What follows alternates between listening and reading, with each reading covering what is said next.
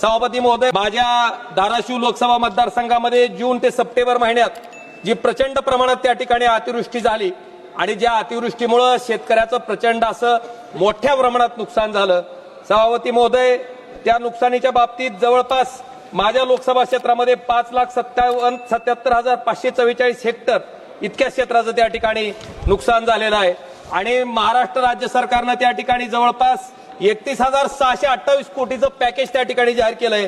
पण सभापती महोदय, दुर्दैवानं या ठिकाणी खंत व्यक्त करावी वाटते की केवळ 14,000 कोटी रुपये त्या ठिकाणी शेतकऱ्याच्या पदरात अद्यापर्यंत पडलेत। अजूनपर्यंत जवळपास 17,628 कोटी रुपये त्या ठिकाणी शेतकऱ्याला मिळणं बाकी आहे। सभापती महोदय, मी तारांकित प्रश्नाच्या माध्यमातून सरकारला प्रश्न विचारला होता की महाराष्ट्रात जी आपत्ती आली आहे, या आपत्तीच्या बाबतीत केंद्र सरकारनं राज्य सरकारला काय मदत केली। पण सभापती महोदय, त्या ठिकाणी दुर्दैवानं राज्य सरकारचा प्रस्ताव आला नाही। अशा पद्धतीनं त्या ठिकाणी त्या मंत्री महोदयाच्या उत्तरात, जे गृहराज्यमंत्री आहेत त्यांच्या उत्तरात त्या ठिकाणी मला सांगितलं गेलंय।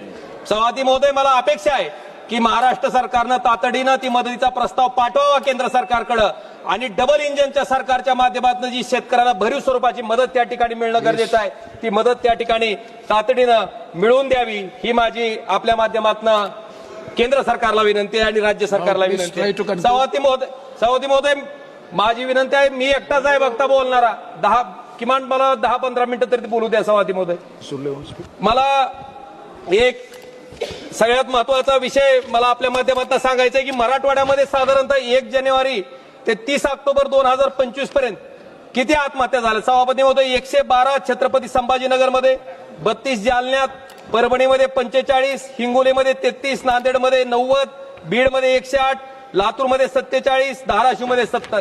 मला वाटतं इतक्या प्रचंड प्रमाणात शेतकऱ्यांनी स्वतःचं जीवन त्या ठिकाणी संपवलंय।